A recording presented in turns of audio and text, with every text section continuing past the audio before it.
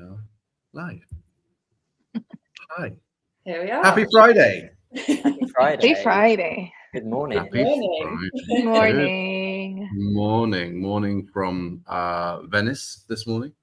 Although you wouldn't tell from the background. In the kitchen. Yeah, in a kitchen. yeah, surrounded by others. Yeah. Shout out to Unox for lending me their space. But yeah, it's heavy rain for the last 2 days, so it's not all glamour or glitz. Cara. Yes. Well, you are possibly having internet issues, so I'll just pre-warn everyone of that before we get going. But yeah, so today our guests are Andy Tait from the Performance Learning Group and Marguerite Keogh, head chef at Michelin-starred The Five Fields.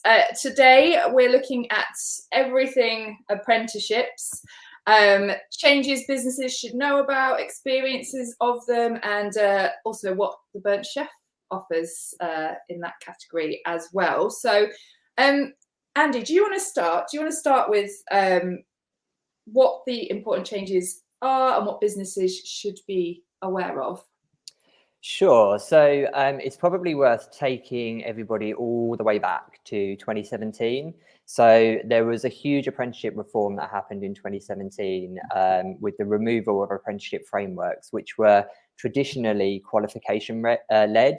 And they introduced the apprenticeship standards. And the apprenticeship standards are aligned to specific job roles within hospitality. So we have a commis chef apprenticeship standard, we have a CDP apprenticeship standard, team member, hospitality manager. There's a whole heap of them that are available.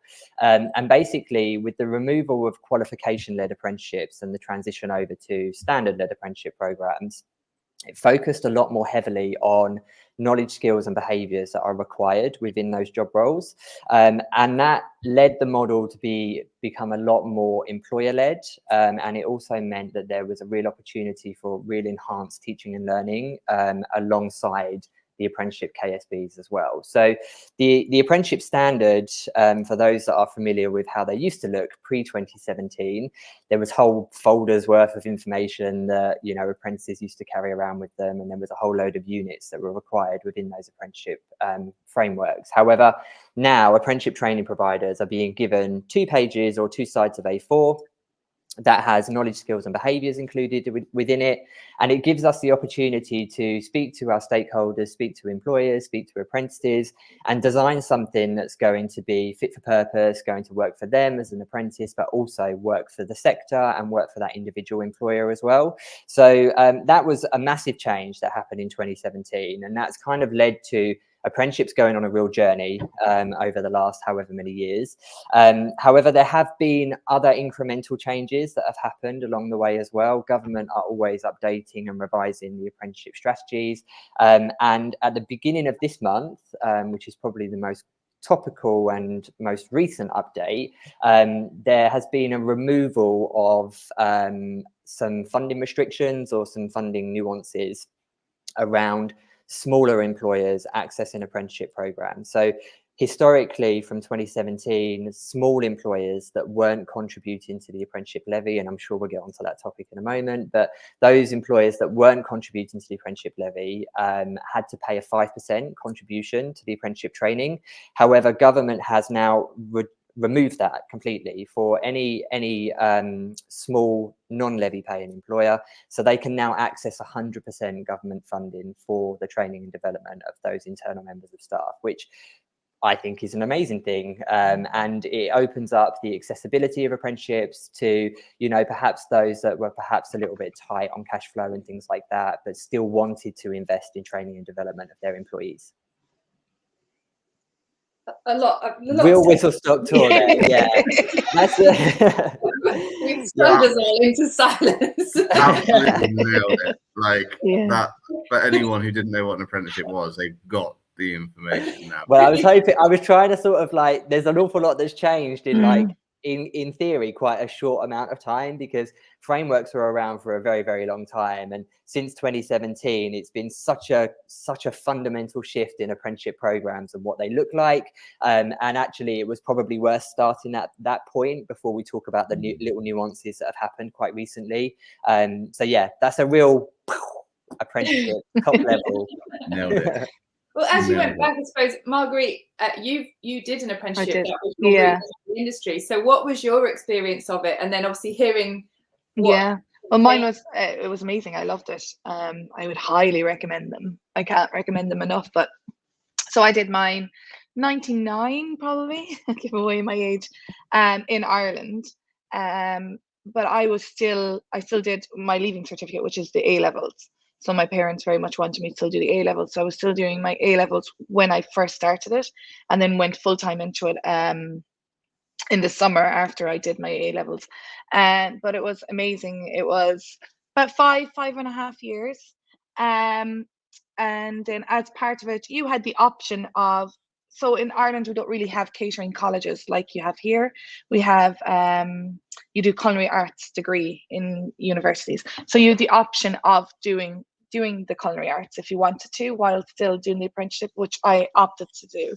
But it was amazing. So they did lots of in-house training, and constantly kept the training up, like the HACCP training and the food safety training. Most of that was done in-house, as well as then I went to Limerick to what was then called LIT, it's been renamed, and did my culinary arts there, while at the same time still working, doing my apprenticeship in Dromoland. And I did every section. Their plan was just so good. So they made sure that you did every section, and that you did like your 6 to 8 months, and you were changed, And I started on wash up, because I was female. They wouldn't put me on pot wash because the pots would be the mass a bit too big. And you worked all the way up. I went to the still room, which was like doing toasts and teas and coffees, to doing sandwiches, to doing orange juices and segments, all the way up to garnish sections, sauce, banqueting. They have a golf club. I even did my time in the golf club to see what that was like, because it's more of a brasserie kitchen. And then at the very end of it, they send you away to somewhere else to do 6 months. So mine was, I chose to come to London, but obviously I never went home.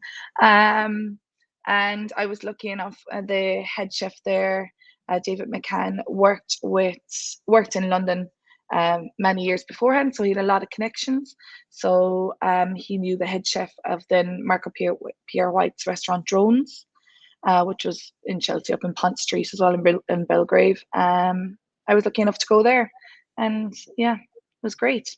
I loved it, and I really, really couldn't recommend it, especially like I was.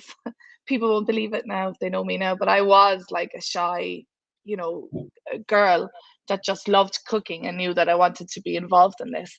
And it helped me. It's a nice, I found it as a nice integration into the kitchen. It was really good. I loved it. I only positive things to say about it. Yeah. So I would highly recommend people. I think it's great. I think it's the best way for training to be a chef, personally. Yeah. So you want to hear, Andy, right? Yeah. Yeah.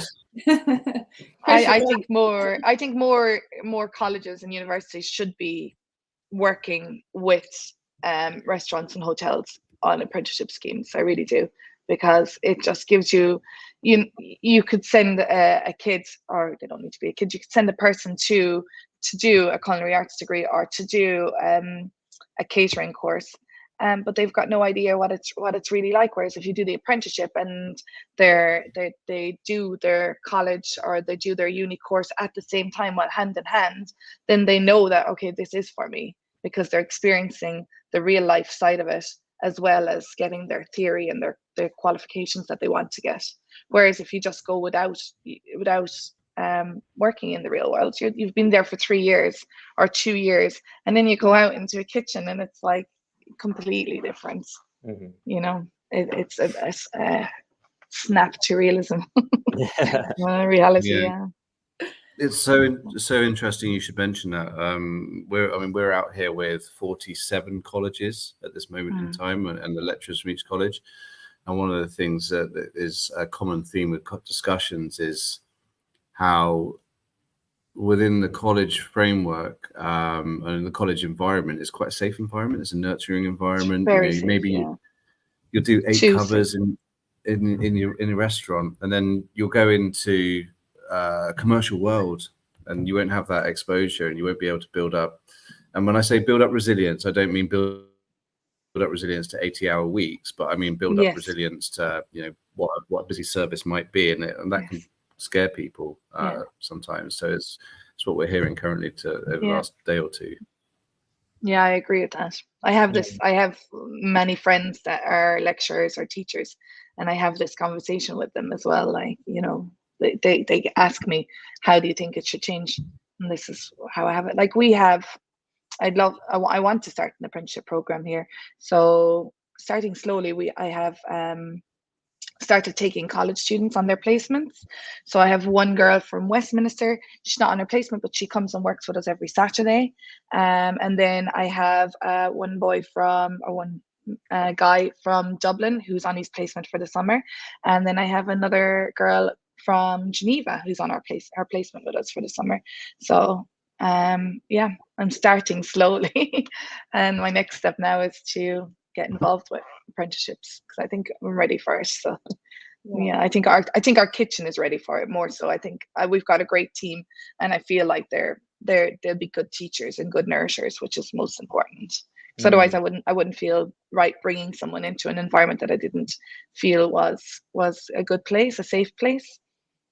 I think that's a really interesting point as well, Marguerite, because the accessibility of apprenticeships is one thing, but actually being able to fully support an apprentice in the workplace is the other as well. And I think that there is always a danger of putting an apprentice into a place to fill a head count.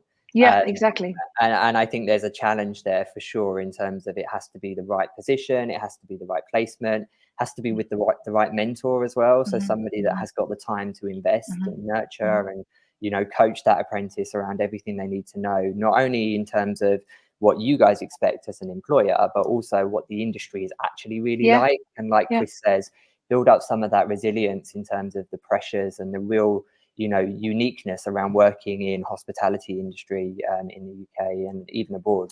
So I think that's a really good point to mention. Well, like we're 11 years this month actually. And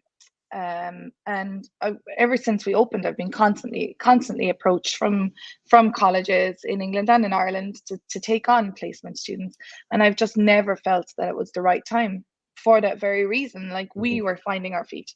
I know 11 years might seem like a long time, but we're actually only pretty much settled the last 2 years, really, year and a half, that we're settled, we're comfortable. My team is amazing. Like, they're so good. We very much hire team members on their attitude and how they fit with the rest of the team over their skill level, because if they've got a great attitude and if they get on with the rest of the team, and if they've just got common sense, then we can teach them what we want them to do down there. So that's really important. So that's when I feel confident to take in students, and because I don't want to damage them. There's so much problems and issues in our industry as there is. Like, I don't want to make it worse. I want to help it, not, like you said, just for the sake of a head count. Like, I can get, if it was just about the head count, you can get I know there is staff shortages, but you can still get people to fill the spaces if you wanted to, and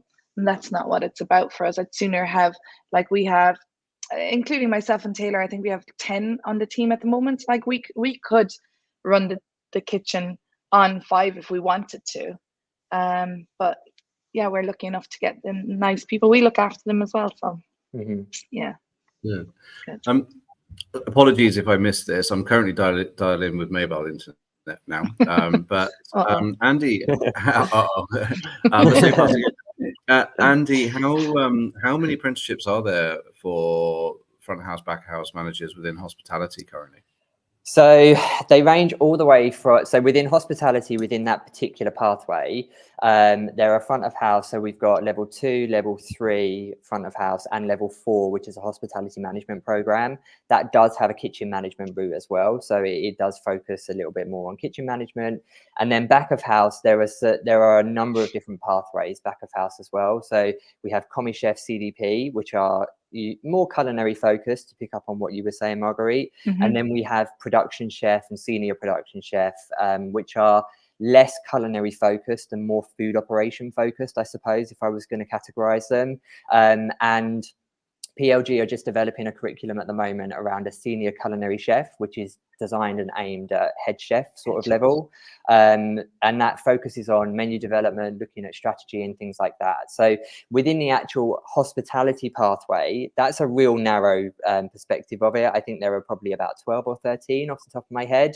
But yeah, they are basically designed specifically around job roles, like I say. So whatever job role there is in hospitality, there will be an apprenticeship that will be able to suit the KSBs or knowledge, skills and behaviours around that job role. But they're adding more all the time. So there are new standards that are in development at the moment. So hospitality operations, which is, you know, really, really broad, and it covers a number of different roles within hospitality as well to maximise exposure for an apprentice. So that's in development at the moment. So the Institute for Apprenticeships are working on that currently. There are a lot of meetings and, you know, groups of people and employers included in that are getting together and sort of saying, you know, what would we expect this person to be able to know? What would we expect them to be able to do by the end of their apprenticeship program? So there's a real consultation and development process that goes through getting an apprenticeship to a point where it's ready to be rolled out. But like I say, they're adding new ones all the time, and you know, employers are urged to, you know, engage in that conversation for sure and talk about what they need for apprenticeships and what that looks like within their organizations. And in terms of access to apprenticeships, I know that the levy funding only applies to UK, right? Can apprenticeships be accessed anywhere in the world by UK organizations? So the levy is, like you rightly say, it is for apprenticeships in England. Within the UK, there are funding streams that are available in the other nations as well. So, you know, Scotland have their own funding streams, as do Wales and Northern Ireland. So within the UK, it looks slightly different. And this is partly one of the challenges, you know, for nationwide organizations that have operations in, you know, all of the different nations within the UK.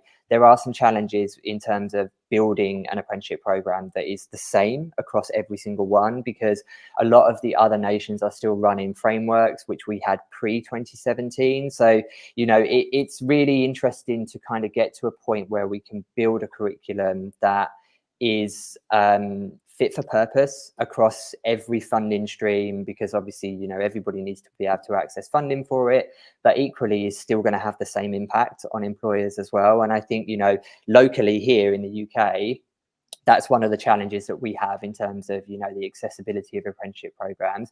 But there are apprenticeship schemes being run all over the world, and they all look completely different. They all have their own qualifications. They all have their own nuances. They all have their own, you know, uniqueness in terms of what they're aiming to do. I would love to be in a position where I could give you the ins and outs of every apprenticeship program across the world. I can't, because I just don't know. But yeah, in the UK, you know, that it's probably worth just mentioning some of those differences in terms of, you know, here in England, we have apprenticeship standards, but in the other nations, they all still look ever so slightly different. Yeah. Thank you. Kris, did you want to talk about the Burnt Chef Project apprenticeship?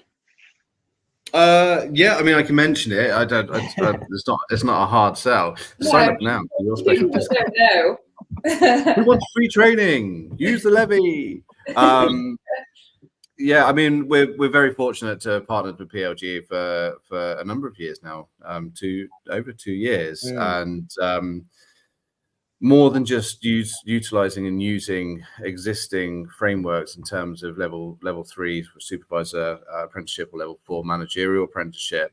Andy and his team have worked with us tirelessly to be able to implement level 3 workplace mental health qualification into it as well. So it doesn't extend the time, it doesn't make it any harder to access, but rather than just doing one qualification, you also get a broad understanding of mental health and awareness, signposting, and just improving your skill set in that area. So you get access to that as well. And I haven't forgotten the big thing, which is the level 4. When you go through the manager apprenticeship, you also get certified by the Chartered Management Institute, which I believe is a unique offer, Andy. Yeah, sure. So we went through a process of having our level 4 hospitality management package. I think that's probably the best way of describing it, inclusive of the level 3 mental health management qualification that Kris was just talking about. So we've had that whole package recognized by the Chartered Management Institute, and every successful apprentice that completes that apprenticeship program also gets foundation chartered management status off the back of completing that as well. And that really is unique in terms of, you know, there is no other hospitality management program that has gone through that recognition process as far as I'm aware. So yeah, it's something that we've partnered with the Chartered Management Institute to kind of provide that recognition behind hospitality management as well as generic leadership and management, but also sort of like encapsulating all of those other bits and pieces under that one umbrella as well. So yeah, it's quite a unique package in terms of what that offers. Brilliant. And we've also, or I say I haven't had much to do with this. Andy is the brain behind this, but Andy has developed with the CMI framework a level 7 workplace mental health strategy qualification. It is, yeah. Or diploma, which it can be completed over 6 months and will take someone from not having a mental health strategy. It will teach them how to get senior leader buy-in, the financial implications of having a mental health strategy within the organization. And by the time you finish, you're fully qualified and able to put in place a complete strategy using the tools and resources that Berkshire provides. So, you know, that's level. I think I've done an all right job. Is that summarizing? You did good. Yeah, absolutely. Yeah, so it's a level 7 award, and it's split into 2 parts. So first of all, it looks at focusing on the fundamental principles of leadership and management with good mental health practices in mind.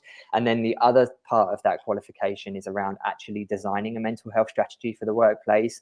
And the intention is that is put into practice and implemented as well. So yeah, every successful person who completes that program again gets accolades with the Chartered Management Institute, but also gets that level 7 award in strategic mental health and wellbeing approaches, I think it's called.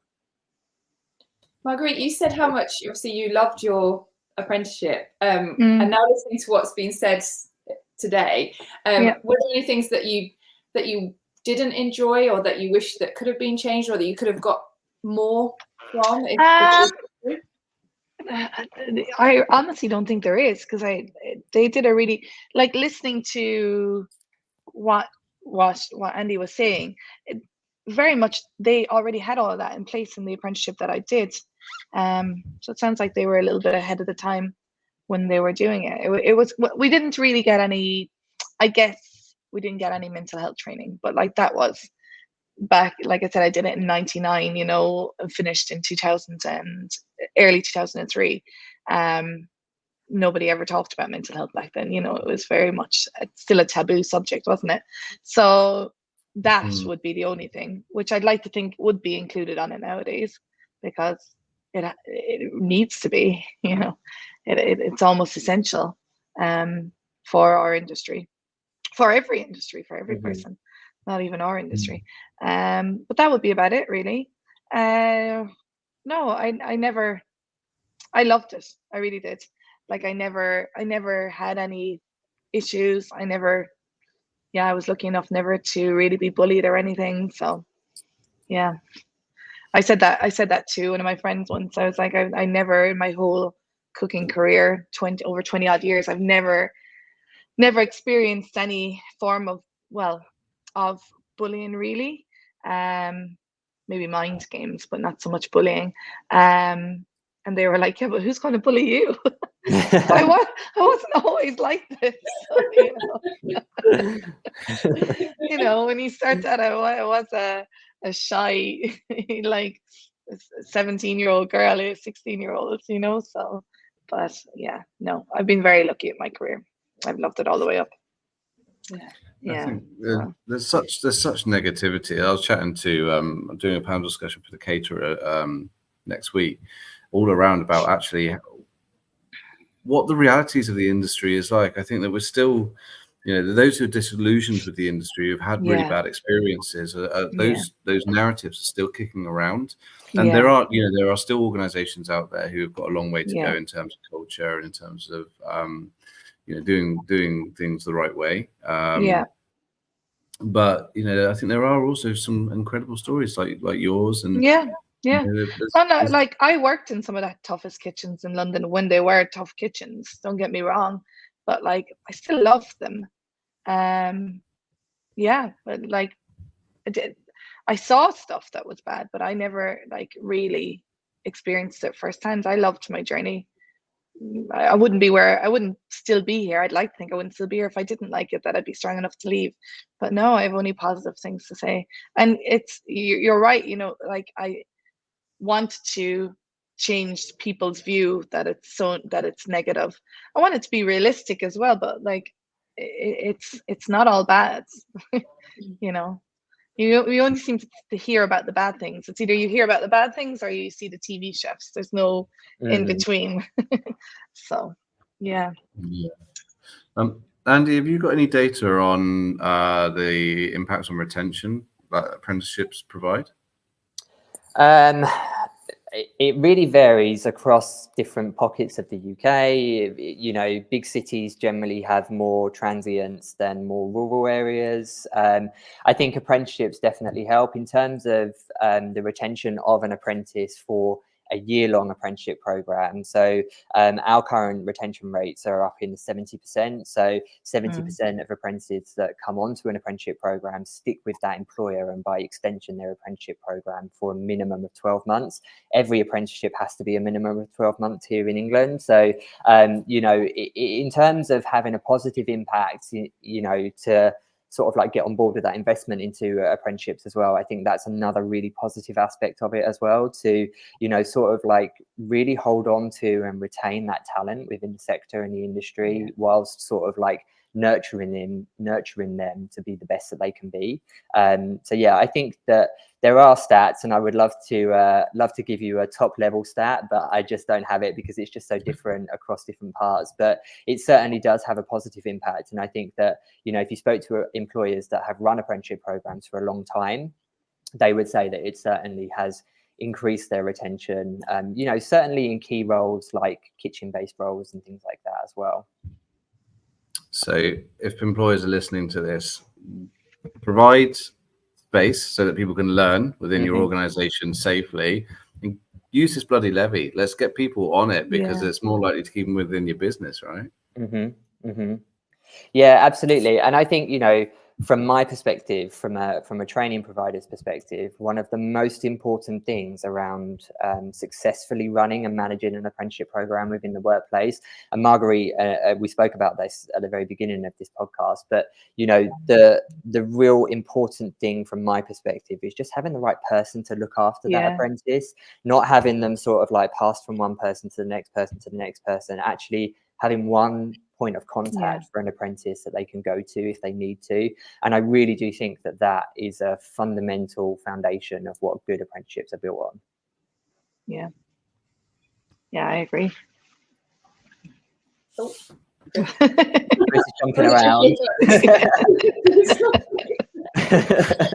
Honestly, things are testing my resilience today. Like some matrix glitches going on. Kris, when we spoke about this discussion last week, we did say, and we have kind of touched on this, how important it is to obviously allow the space for a learner to learn, which is really, really key. But also I've had apprentices in previous roles, and they were also very keen to know that there was going to be a job for them afterwards, and they weren't just doing it. And that was kind of the free year, and then there wouldn't be anything for them afterwards. Like, is that a lot of feedback that you get on that, Andy? Is that quite important from the other perspectives in for apprentices? We've talked a lot about businesses, but on the flip side, yeah, I think it's not as typical anymore, to be perfectly honest with you, Cara. So I think a lot of employers that embark on the journey of running apprenticeships look at that as a way of a sustainable career off the back of it as well. So it's almost like the foot in the door, but actually the intention is always that there's going to be long-term employment off the back of that as well, which again, I think is a really positive thing. Yeah, definitely. Oh, well, that's good to know. Kris, your timer is going off, but it's not making a noise, so that's a bonus this week. Yes, I made sure, despite my glitches and everything else, I muted it. Are there any comments that you want to pick up on before we? Yes, there are. So, Mr. Godfrey, one of our incredible ambassadors, has been with us for many years now, who actually knew me before the Burnt Chef project. Who knew? Absolutely agree with apprenticeships. My apprenticeship really helped build confidence and skill, set me up for life when I had no direction. Yeah, same at mine. I totally agree with that. And then another user LinkedIn message says, I think it's different strokes for different folks. When I was at college, it was a mixture of both full-time, day release and apprenticeships. I think that was in relation to getting exposure to the working world, right? So what else have we got here? College and education is great to fill in any missing skill gaps that your workplace might not do. And I think that that's something that we didn't really, I mean, we touched upon it sort of briefly in terms of retention, but I think that one of the key things that we found as the Burnt Chef project is that the turnover levels are high within hospitality venues because we haven't got necessarily the practice skills and experience within those certain roles, which makes us more prone to experiencing higher levels of stress, or ultimately, especially managerial or supervisory roles, having a greater impact if things aren't handled correctly, for example, like performance reviews, etc. So it's really, really important to recognize that, again, it goes back to the fact that this is a profession. This is an elite athlete sport. And in order for people to be able to have a sustained career in this, and in order for this industry to run sustainably, we need to treat people with the training and the experience that they need. And if they don't have it, as Marguerite correctly said, we can give that to them. And now that this levy funding has been is accessible everywhere, let's take this opportunity to upskill these incredible individuals who work in this sector. Yeah. We've also got a hello from Australia. So yeah, I think that's a good way. Marguerite, was there any sort of closing remarks from yourself? No, I don't think so. I think we've covered everything. Again, like I can't recommend them strongly enough. I do agree that they need to have a certain amount of training as well. Like as I said, I chose to do the training with mine. I chose to do my culinary arts while doing my apprenticeship because I thought that was very important, and I still do think it's very important. I think need to work together better. The training programs and the kitchens or restaurants and hotels. Yeah, and I think one of the great things about apprenticeships as well is the fact that there are so many models. So Kris, you were just talking about day release, you were talking about college input. There are, so at PLG we run 100% work-based apprenticeship programs, but there are apprenticeship programs that do access day release models as well. So it really isn't a one size fits all when it comes to apprenticeships. There are so many different options that are available for exploration, and it's just finding the one that works right for the employer, I suppose. Well, hopefully today we've answered a lot of people's questions, and if they've got any more, then they can keep popping them in the comments, and I'm sure we can find a way to get back to them on any of those. And next week we're doing this at a slightly later time of 1:30. I'm hoping, Kris, that's in your diary. I'm very surprised there. Don't put it in now. And joining us is Kelly Higginson from Restaurants Canada, hence the reason for our change in timings, because otherwise she'd be getting up at silly o'clock in the morning to jump on this call. And Paolo De Torso, who is a restaurateur, founder of Margot. He's a restaurant consultant, TED Talk speaker, jack of all trades. The list is endless. So yes, they will be joining us next week. But thank you, Andy. Thank you, Marguerite. It's been a pleasure. Thank you, yeah. Thank you for having us. Yeah, thank you for having us. See you next week. Bye.